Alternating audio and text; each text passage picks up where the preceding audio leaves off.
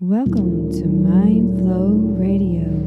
We are creating conscious community by sharing mindful manifesting skills and transcendental music. We are all in this together.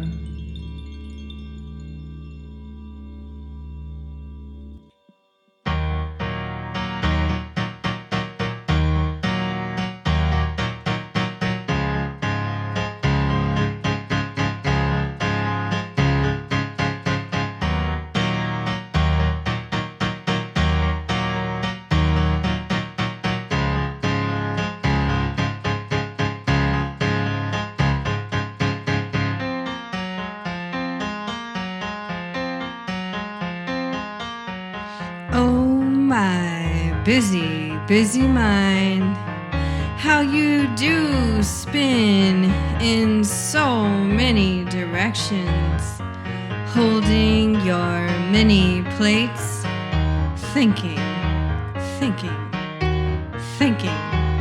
Oh my busy mind, how do we let go of the past patterns and pave our way into the new world, free.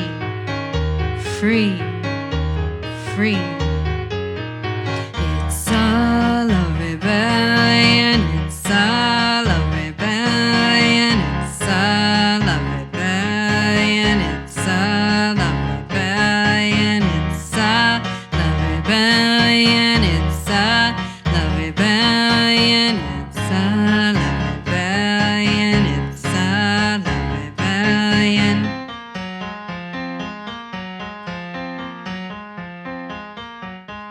let there be peace.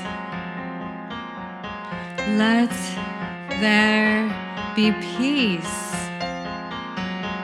Let there be peace. Let there be peace.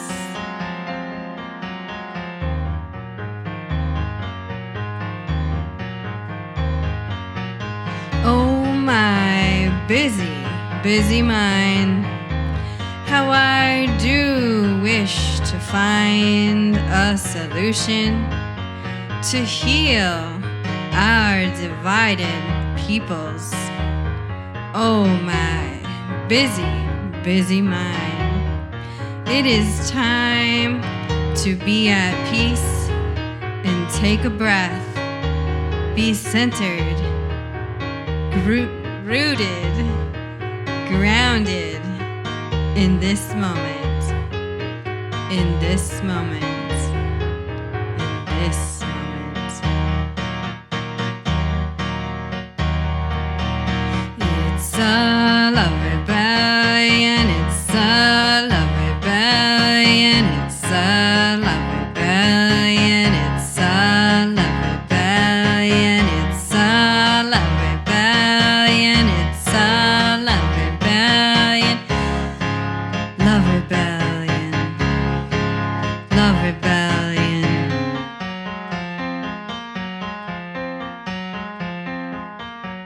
Let there be peace. Let there be peace. Let there be peace. Let there be peace.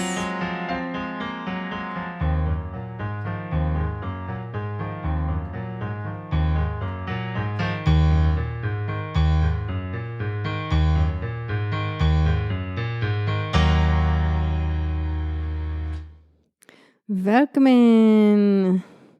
You are listening to Mindflow Radio. Mindflow Radio. Mindflow Radio, here we are. Here we are, folks. We're so grateful to be sharing a moment with you here in the present, where the present is always present. Well, that's true. The eternal present Yeah. is reality. And the present, even though we don't get it. For us here now, is your present when you hear this. Yeah. Oh, yeah. Isn't that a wild thing to think about?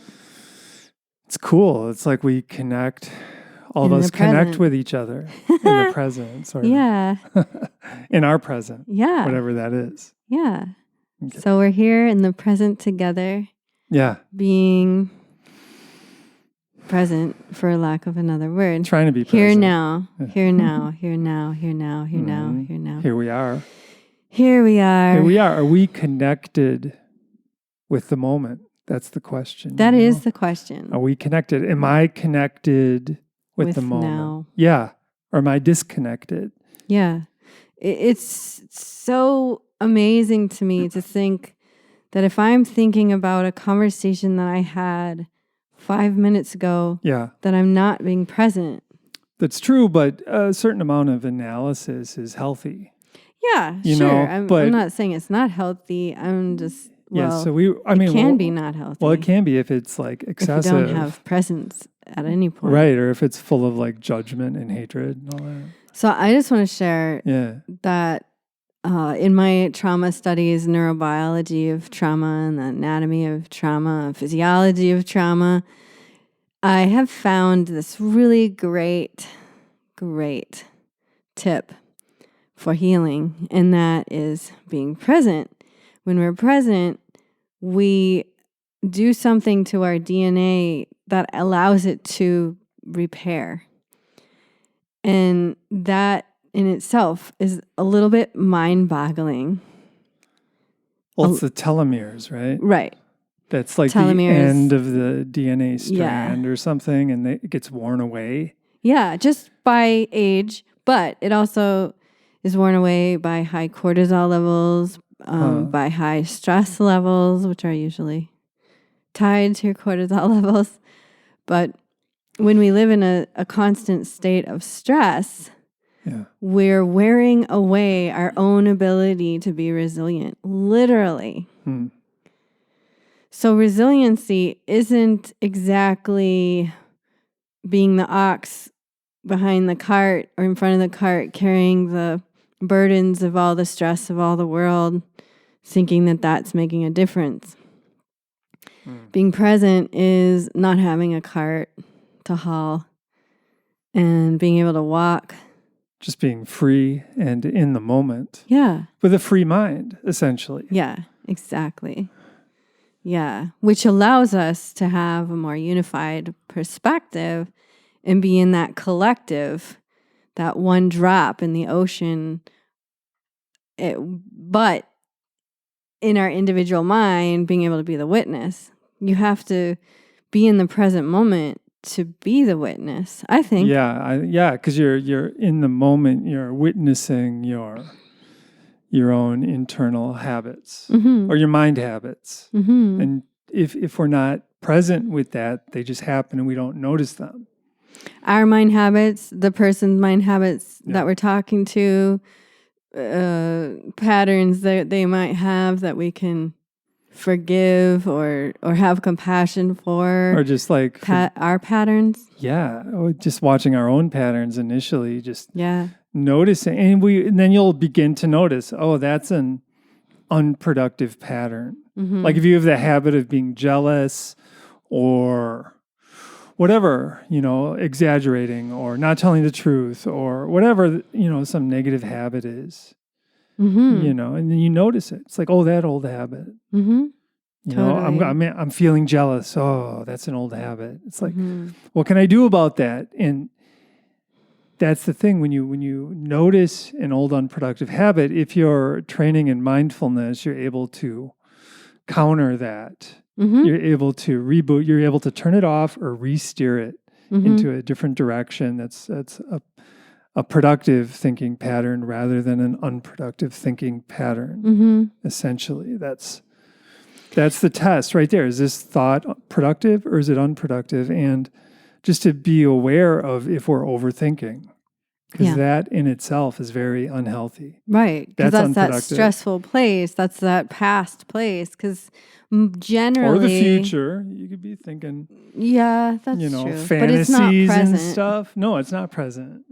And there's so much to this that I don't even know how to put in words. And I'm still experimenting on myself. I feel that it takes a lot of maturity. It takes a lot of, and I guess what I mean by maturity is it's kind of like a fine wine gets aged for a long time. And there's this training that has to happen, and I look at that as like the aging of the wine, is you have to train, and sometimes the training can be boring, or I don't think boring is the right word, but it can be monotonous in a way because it's like you're training and you're trying to keep an eye on all of these particular patterns, and it's like you set these alarms, like whenever I've got judgment, I'm gonna set this alarm off in my head so I can remember that I'm in judgment, and I gotta widen my perspective. Take a look at it.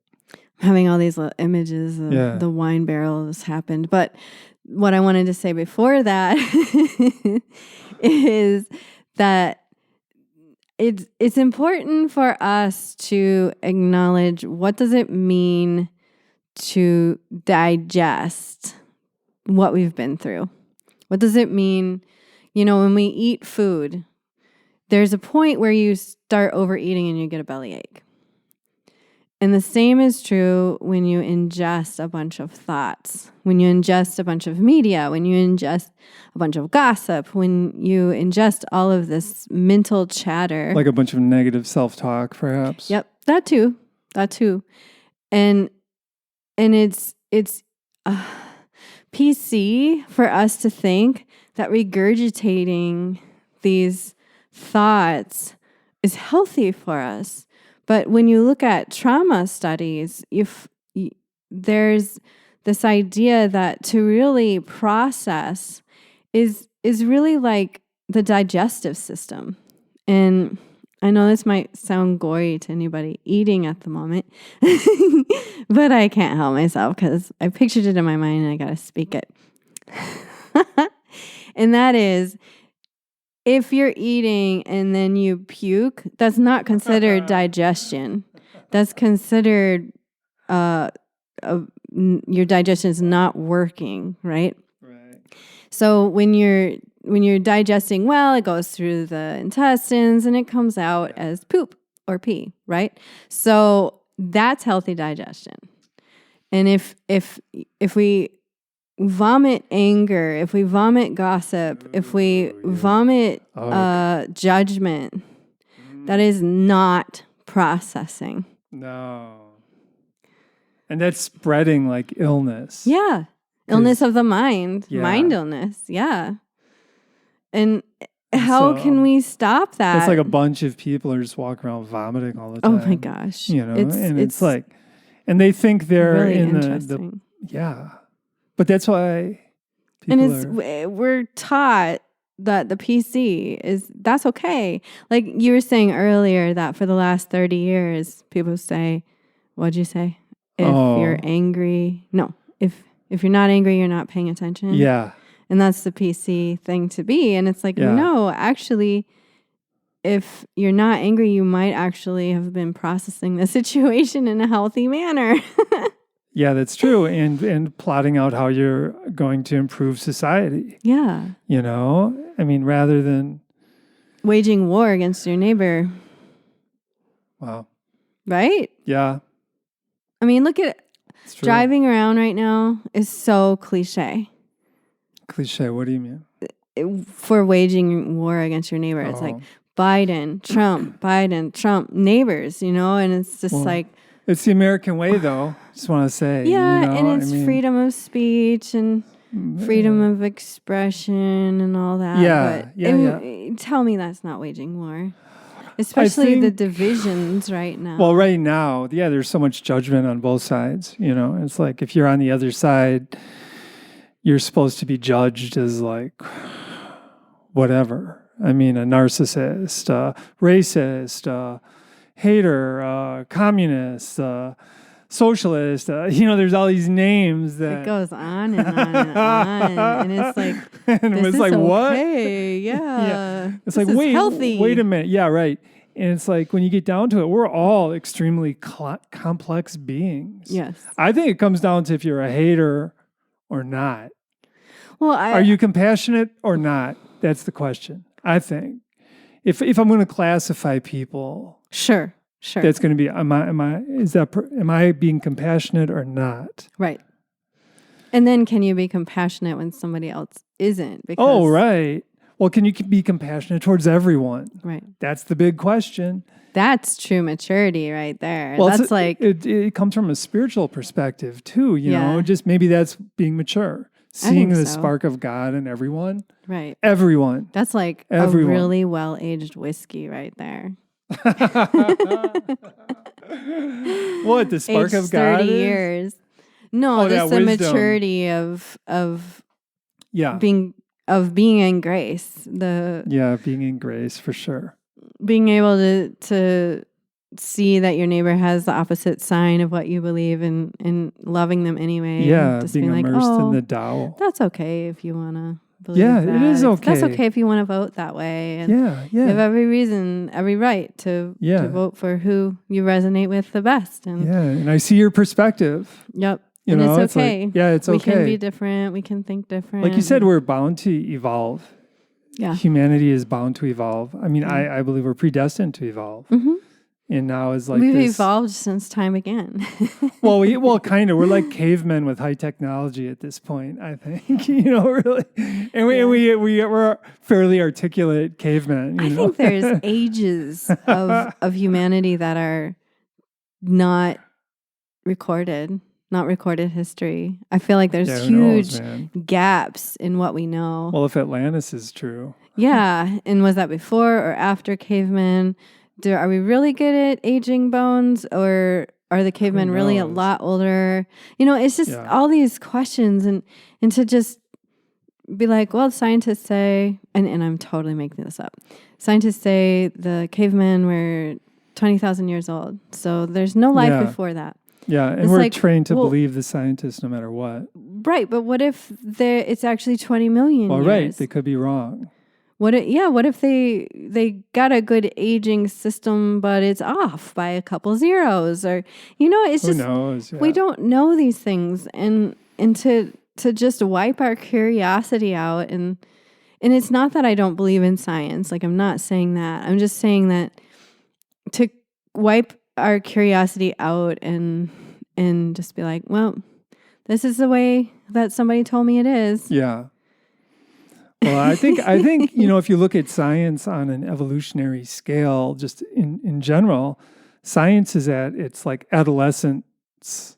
It acts like an adolescent. It's like, and I think we're going to evolve past this science we're at right now. Oh, sure. That's what I'm saying. Like, we're going to realize that the age was off or whatever. Or there's a bunch more planets that we didn't notice. Or who knows? Who knows? Man, quantum physics and all that is like really going to shift everything. Yeah. Science-wise. And maybe we'll even understand. I mean, scientists think they're so advanced, but they don't even know what causes gravity. Right. And they don't talk about it at all because, you look. Because it's already something that we all agree is holding us on the earth. And I'm totally fine with that. Like, we got gravity. I think someday science will explain it, though. Yeah. That's what I'm saying. It's got a ways to go. Yeah. So much more to know, so much more to learn, so much more to explore. And and to then think we'll that evolve. It's all figured out is really... It's arrogant. Well, it's arrogant, but it's also naive. It's typical, too, of humans. To be arrogant and naive? Yeah. Throughout the ages, Yeah. I mean, the doctors are always what they used to cut. Yeah, remember when they bloodlet? Yeah. And they were like arrogant. They were fucking arrogant about it. Oh, you said it that way. Slipped out. But they were arrogant about it, though. And that's typical for the medical especially scientists. In the beginning of medicine, they didn't they like jail the midwives or something? They jailed the house. Man. What are they called? The herbalists. I think in the beginning, that's all there were herbalists. Yeah. In China. And to think that now we have the knowledge of all the herbalists of all the cultures. Yeah. We can get the turmeric and we can get the oregano and we can get anything. We can get the sananga from the Amazon, and we can get the Chinese herbs, and we can get the Indian herbs, and CBD. Then we have CBD, and then we have the Western medicines that they have their place. Oh, yeah. The antibiotics save lives, but get overused.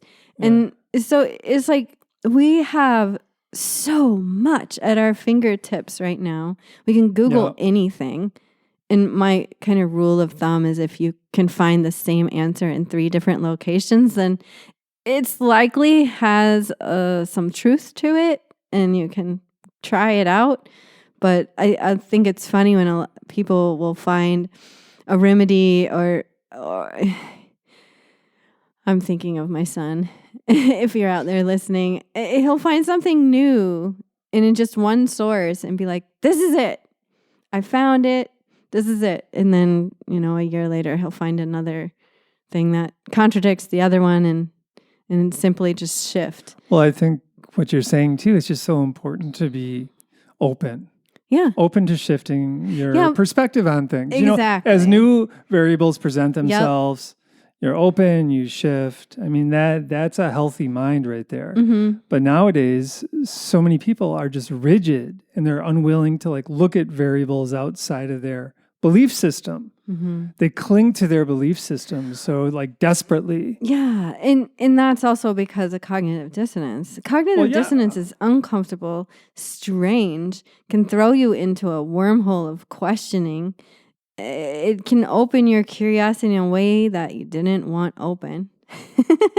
I love cognitive dissonance. I think that's how we wake up. But what that means is holding 2 opposite thoughts at the same time.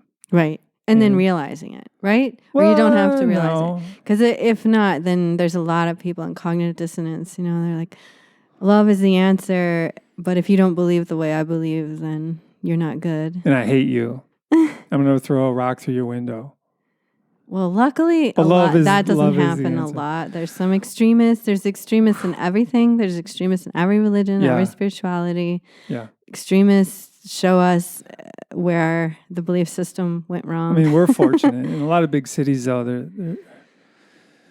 there's been a lot of not very loving things going on. Mm-hmm. Yeah, I would say. And, that we got to shift out of that. Mm-hmm. And it happens through compassion. If we actually have compassion for each other and everybody, then our society is going to heal. Right. But if we stay in this hate mode, rigid, small thinking hate mode, then it's going to be more difficult to heal. Yeah. And it's a real honesty of self too, because I think of some family members who think that they're in full love and compassion of the world, but most people are going to hell, and it's like, no, that's not love. That's straight up judgment. If you're judging that some people are going to hell, then how can you say that you have compassion for them? Well, a lot of people would claim they have compassion and then are just calling other people idiots, and that's the typical. That's cognitive dissonance. Well, without even acknowledging what it is. I mean, but people just, I don't know. It's hard for people to open up to that and to look at it.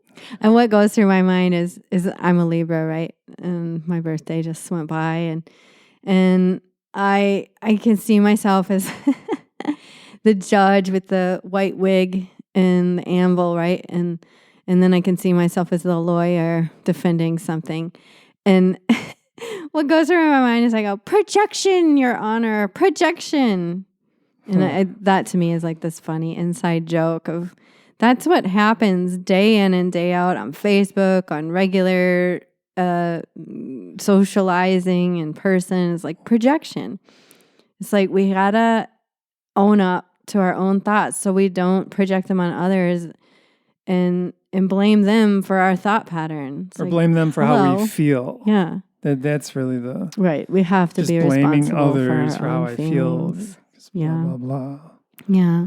I mean, and there are moments of that for sure, but in general, the more responsibility we take for how we feel, I think that's a mature perspective right there, And Well, and just being not being judgmental is mature. I mean, you go on, you work with a bunch of 6-year-olds and they're starting to call each other idiots and stuff. You'll be like, whoa, wait, kids. Yeah. You know, and just because they're little kids. Right. And so come on, you got to grow up a little bit and, right. you know, not call each other names. And now we have a bunch of like 50-year-olds, 40 and, 70-year-olds. And I don't know, just people calling each other names. 6-year-olds. Yes. And who's going to stop them?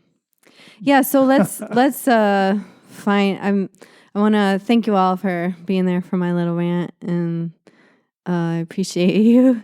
I hope that you found a little bit of something you resonate with in what you want to do and be in the future.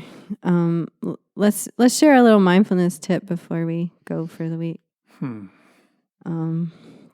Okay. Well, the breath is so key, and it's really easy to have shallow breath, especially during a projection.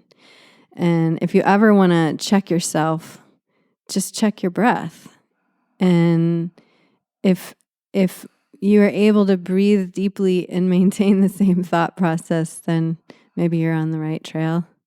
And to just keep breathing, keep checking in. And this is the mindful perspective, right? To be able to witness yourself.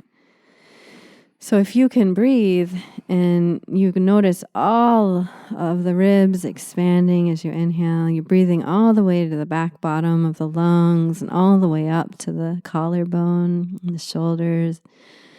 And then as you exhale, feeling grounded and rooted and a little bit lighter of thought. And do that 10 times and see if your mind shifts a little bit. It might feel a little more compassion or a little more acceptance. Yeah, a little more peace. A little more quiet. Yeah, I know that sometimes when I'm doing a podcast, I'm shallow breathing for sure. And it's partly just because I'm in that little bit of a nervous space, like here I am going on the air. But to take time to breathe deep, it's like almost instant. I just love it. I love breathing deep. I love helping others breathe deep. It's really great. How about a couple more breaths together?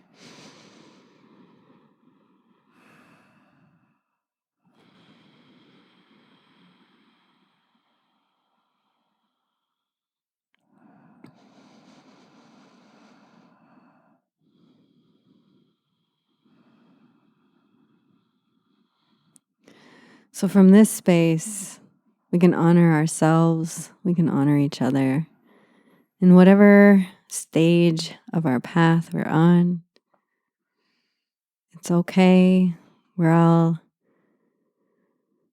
on a different journey, going to the same place. So we're all walking each other home. We're all here to remind each other of our sacredness, the sacred life force within us as we walk on this divine earth, experiencing matter that is also just compressed energy. It's really quite a magnificent journey that we're all on. And that's what matters. So let's take care of each other. And no matter what your neighbor's sign says, make sure you smile and wave and send some TLC. And forgive yourself for whatever mistakes. Yeah. And just dust your knees off and keep walking. And know that we're all flawed humans. Yeah. And finding that forgiveness. And making progress. Let's not continue to let's reduce our mistakes. I guess that's the goal. Yeah, for sure. So sending y'all some compassion and acceptance. I hope that I'm being understood properly. I'm not trying to judge or blame anyone, just talking about what I see in a candid way. Yeah. Well, we're all flawed. We all have our issues. I'm flawed all too. Of us. I work on it as much as I can. Yeah. But we all have a blind side, right? Oh, yeah. There's a spot that we can't see. And that's where some positive friendships come in, where somebody can be like, hey, I love you, and you're missing this whole perspective back here. I can help you. So we got one more song for you. And I wish you all a beautiful week, enjoying these October days, preparing ourselves for hibernation and appreciating the sunshine and the colorful trees. Be well.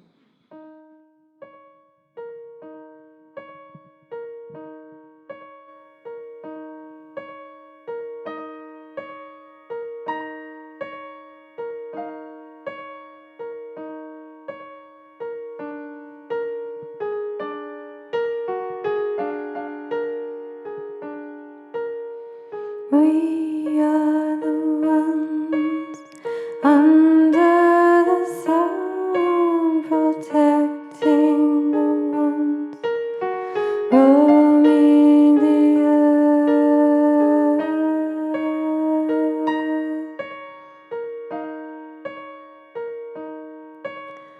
loving peace, loving peace.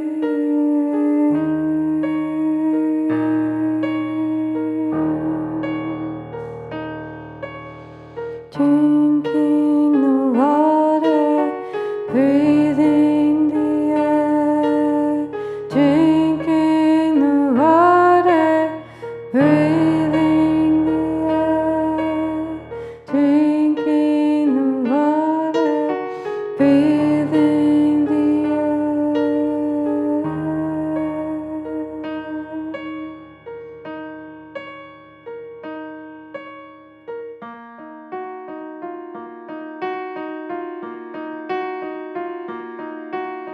Strong, brave feet walk on the plain. Feast and famine are provided a witness again.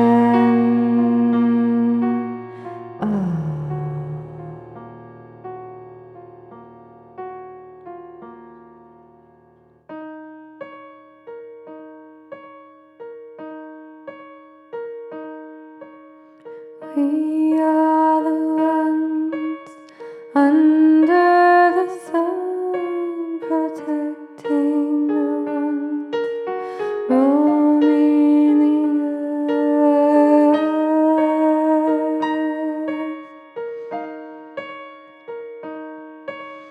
Loving peace, loving peace.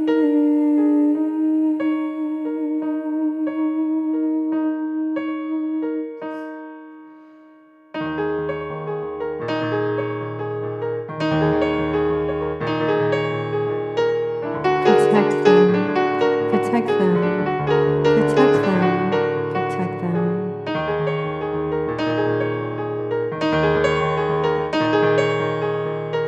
Protect them, protect them, protect them.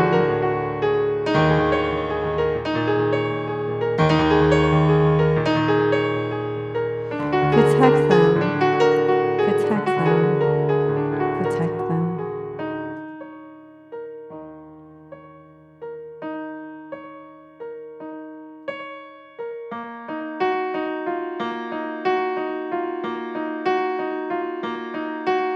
Strong, brave feet walk on the plain.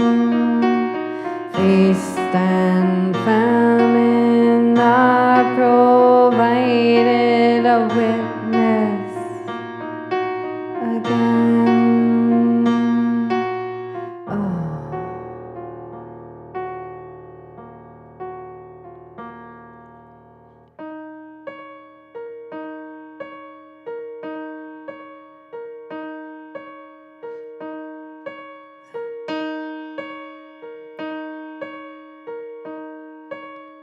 We are the ones under the sun, protecting the ones roaming the earth.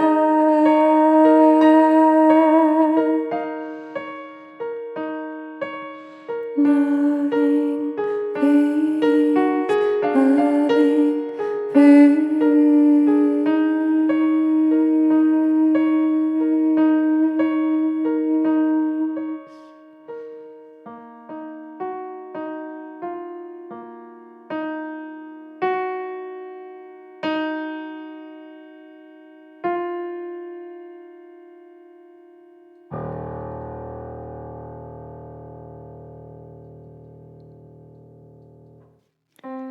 Thank you for your presence. You've been listening to Mindflow Radio. You can support Mindflow Radio on Patreon and get exclusive content access. Big gratitude to Lotus Head for their mindful music, keeping us in the flow.